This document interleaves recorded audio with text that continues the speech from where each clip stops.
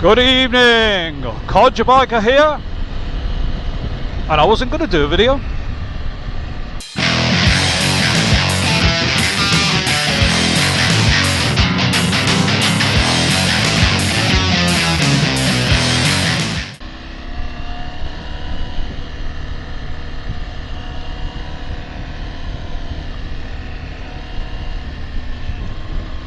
So, I rarely go out at night, so sitting at home, bored out of my head, and came up with the usual, oh, I better go and get some fuel, even though I don't need any. There's an excuse to go out, and the sun is setting. You can tell by the display that it's a bit more gloomy even than usual.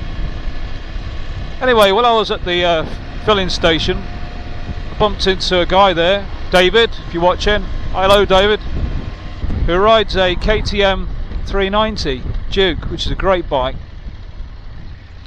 and he said, you know, there's not many people around here ride KTMs.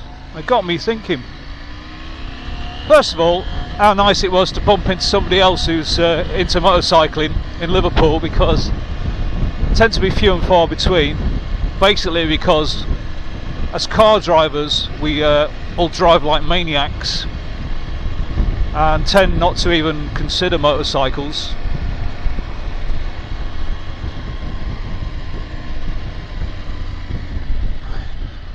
Even as a, well, that was good, even as a viable form of transport. Nearly got some ABS there.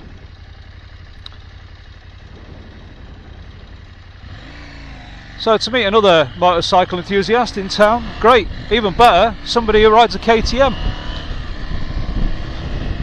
You won't know it, but to get a KTM in this city, you have to go about 70 miles away to the nearest dealership.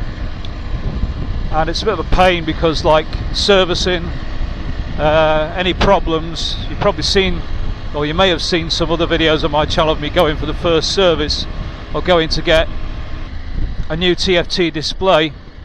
I have to do a 140 mile round trip more or less, so it's a bit of a nuisance. So we are the dedicated few Merseyside KTM riders. So I just thought I would say hello to David mainly, and then just have a ride around and see how many other motorbikes I could spot tonight as the sun goes down in my Liverpool home.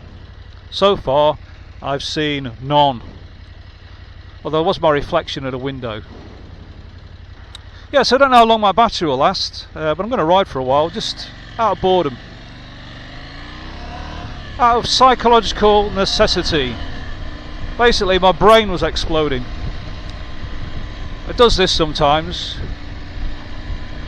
It gets into some sort of negative feedback loop, and I can't break out of it unless I get old Ludwig out here and we blast a few. Well, we don't need to blast.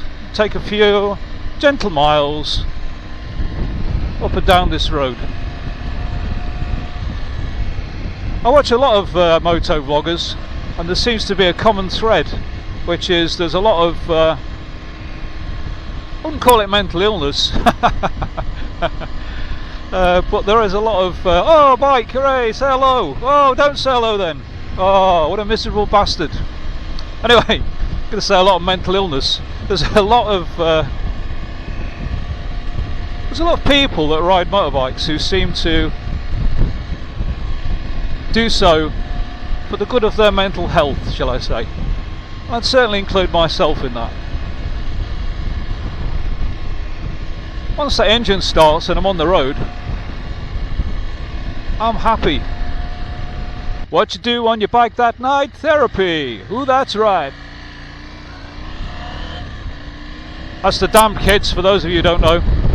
Hey, who did he say?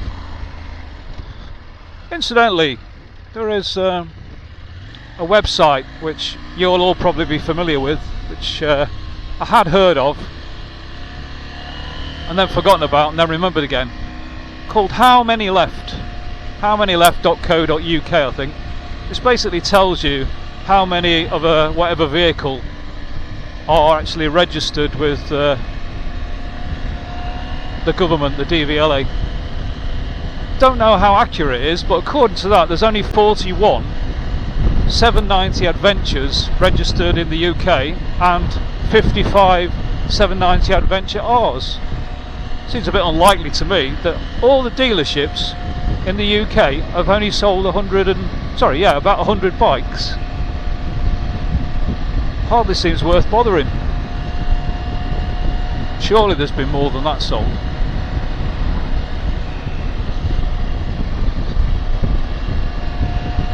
In other news, I did yesterday, in an attempt to try and figure out why I've got that annoying noise that I spoke about in the video before last.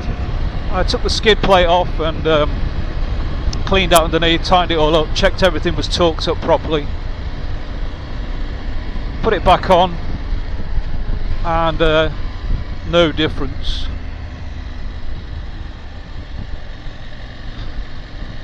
Chris in Stockholm sent me a link to the power graph of this bike, and curiously, just at the point where I notice the resonance is where the actual power band drops off a bit before picking up again at sort of 5,500–6,000 revs. I don't know whether it could be related to that at all. Anyway, it's a brilliant engine otherwise. Here I am in fourth doing 33 miles an hour.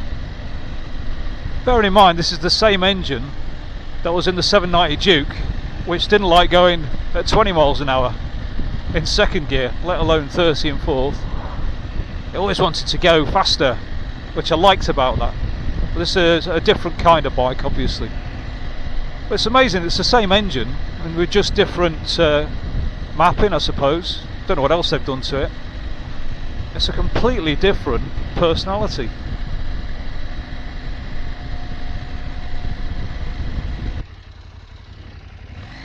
I have decided that the Puig screen is okay. Certainly no worse wobbly wise than the KTM one. So as you probably noticed, I've left it on. I have though put it on its lowest setting.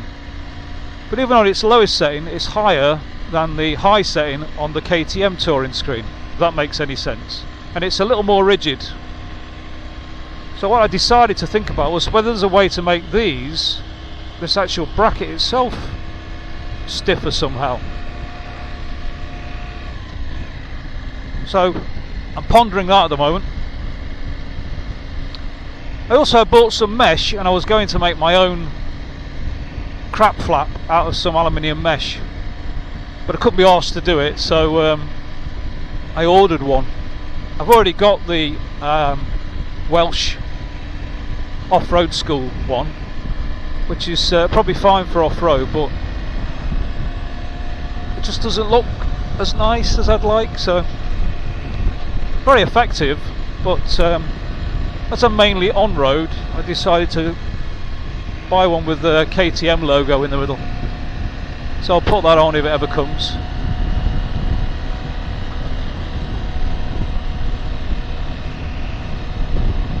Anyway, I'm just going to ride around for a while, shut up. If I think of anything else to say, I'll get back to you. If not, Codger Biker is out. Bye! Oh, look at the horses. There's the sun.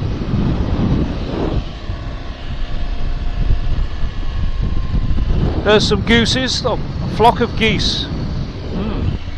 There's a wildebeest. Oh no, I made that bit up. No wildebeest. You have to be on an Africa Twin to see them. Get it? Oh! Oh, that was it. I remember what it was I was going to say. Yeah, about the resonance. I did moan that I've noticed the resonance on my bike at about 5,000 revs. When I was riding my bike yesterday without my earplugs in, it was much less noticeable. In fact, I hardly noticed it. I thought I'd cured it. As soon as I put the earplugs back in, it's back louder. So at least part of it is because it's a frequency that goes through the actual earplugs I'm wearing. I've got various types of earplugs. Doesn't seem to make much difference which ones I put in, but definitely, as mad as it sounds, the resonance is louder with earplugs in than it is without. And that's not that it's really louder, it's just that relatively it's louder. Obviously the frequency, that audio frequency, goes through motorbike earplugs. It's getting madder and madder, isn't it? I know, apologies for that. But I only report back what I notice.